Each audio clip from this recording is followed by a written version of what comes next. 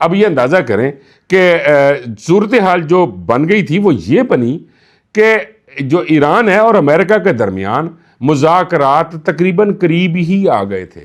یعنی عمان کے جو تعاون سے جنیوا میں یہ بیٹھ کے مذاکرات ہوئے، اور جب یہ مذاکرات ہوئے تو بالکل کوئی من منا والی بات قریب آ گئی تھی. ایران نے امریکہ کی جو تجاویز ہیں وہاں پہ لچک دکھائی، لیکن اسرائیل کو تکلیف ہو گئی.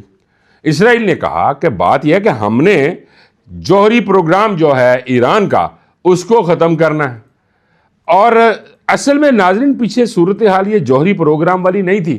اصل وہ یہ چاہ رہے تھے کہ حماس کو ختم کیا جائے، کیونکہ حماس ان کے لیے ایک پرابلم تھی، اور حماس کو جو سپورٹ کرتے ہیں یا حماس کا جو خیال رکھتے ہیں وہ ایرانین ہیں.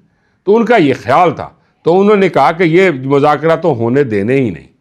پھر ناظرین یہ ہوا کہ جو پیس بورڈ تھا اس کے اجلاس کے چند روز بعد ہی ایران پر حملہ کیا گیا تاکہ حماس کو کان ہو جائیں اور حماس اپنے آپ کو سرنڈر کر دے اور مکمل طور پر اسرائیل جو ہے وہاں پہ فلسطین پر قابض ہو جائے.